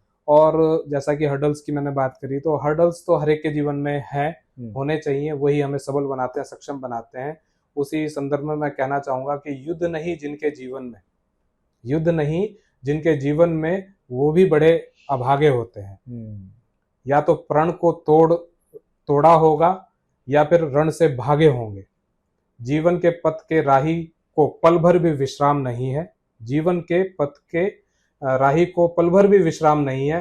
कौन भला स्वीकार करेगा जिसके जीवन में संग्राम नहीं होगा। बात है, जिसके जीवन में संग्राम नहीं होगा। तो संग्राम के लिए अपने आप को तैयार कीजिए। एसएसपीएल एक मंच है जहां पर आपको संग्राम दूसरे के साथ में करना पड़ेगा, और आपकी स्किल, आपकी एबिलिटी ही सिर्फ आपको चैंपियन बना सकती है। तो अपने कोचेस के साथ में मिलिए, अपनी समस्याओं को बताइए, तैयारी कीजिए, मैच लाइक कंडीशंस बनाइए, एंजाइटी को रूबरू होने दीजिए, बार बार 5 शॉट के अंदर मैच बटन दबाइए, फिर देखिए रिजल्ट क्या आता है। रिजल्ट अच्छा है तो वेल एंड गुड, कुछ सीखा, नहीं आया दोबारा से रिफ्रेश कीजिए, 5 शॉट फिर चलाइए। तो ये पार्ट ट्रेनिंग अगर हम करेंगे तो 100% कहीं ना कहीं हमारा रिजल्ट हमारे फेवर में होगा। देखिए, इससे बेहतरीन स्ट्रेटेजी कुछ हो नहीं सकती। आप उनसे सीख रहे हैं जिन्होंने उसको फेस किया है और देश को गौरवान्वित किया, इसीलिए वो ओलंपियन है। ये जो देख रहे हैं ना आप, ये आसान चीज़ नहीं है। इन्होंने ये सब किया है और ये करके ये इस मुकाम पे पहुंचे हैं।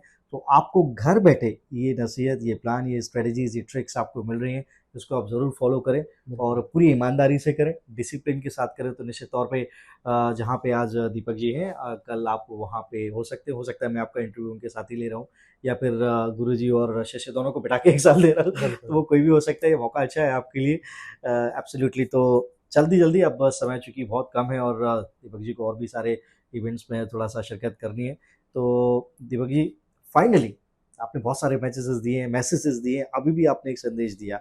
अब पूरे नेशन को बतौर ओलंपियन अगर कोई मैसेज आप देना चाहें तो वो क्या? मैं अपने भारतवर्ष को कहना चाहूंगा कि हमारे बच्चों के अंदर प्रतिभा की कोई कमी नहीं है।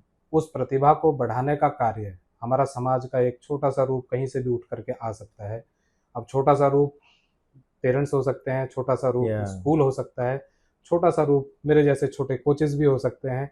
क्योंकि एक कोच होने के माध्यम से एक माता पिता और एक खिलाड़ी और एक देश को अगर मेडल दिलवाना है, तो एक कोच ऐसा एक कड़ी बन सकता है इन तीनों के बीच में, कि वो तीनों को एक ही लाइन में लगा करके मेडल के लिए एक प्रोस्पेक्टस तैयार कर सकता है कि yes he is the winner और शी इज द विनर।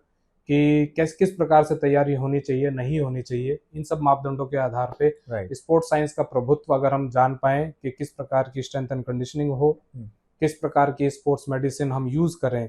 क्योंकि हमारे देश के अंदर एक सबसे बड़ी समस्या है कि हम खिलाड़ी तो बहुत अच्छे बन जाते हैं, परंतु अवेयरनेस पार्ट जो कि हमारे देश का सबसे नंबर 1 आज की डेट में अगर हम देखें तो हम डोप पॉजिटिव बहुत ज्यादा पाए जाते हैं।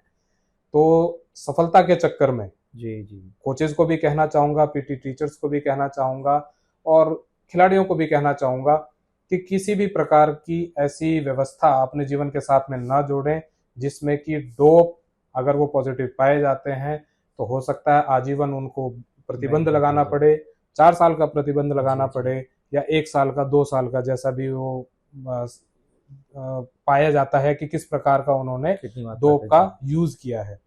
तो पहले अपने आप को डोप से बचाना है, शरीर को स्वस्थ रखना है, मन को स्वस्थ रखना है, मेंटल पावर को अपनी आगे बढ़ाना है, साइकोलॉजिकल तौर पे अपने आप को तैयार करना है जिससे कि आप अपने जीवन को उन्नति के रास्ते पर चला सके।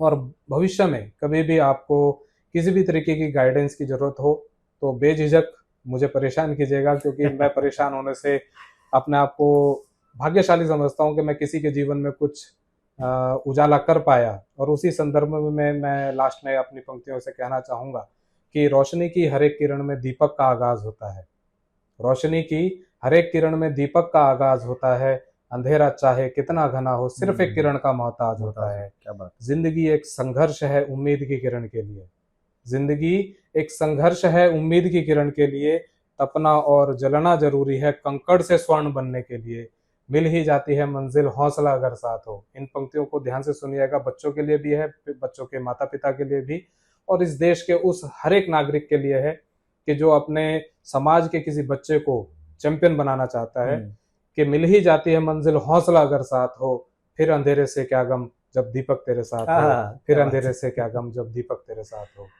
और निश्चित तौर पे ये दीपक हमारे साथ ही रहेंगे, ये कहीं जाने वाले नहीं है। वेल चलिए जल्दी से क्विकली एक और आपसे अपील कर लेता हूँ, बता देता हूँ कि रजिस्ट्रेशन जो है वो 15 अक्टूबर तक अभी भी समय है, आप रजिस्ट्रेशन कीजिए। ये मंच आपका है, आगे आइए, अपने आप को प्रूव कीजिए। जो 28 अक्टूबर का डेट है वो ट्रायल्स का डेट है, जो चलेगा 16 नवंबर 2025 तक। 14 तारीख को फ्रेंचाइजीज भेजे भागेंगे आपके पीछे, क्योंकि उस दिन होगा ऑक्शन और यहाँ पे लंबी तादाद में हमें शूटर्स चाहिए। और जो फाइनली जिस चीज़ का हम इंतज़ार कर रहे हैं, वो जो लीग होगी वो खेली जाएगी 5 से 20 जनवरी 2026 में। तो फिर मैं अकेला नहीं बोलूँगा, आपको भी बोलना पड़ेगा, खेलेंगे हम, जीतेगा इंडिया। जीतेगा इंडिया।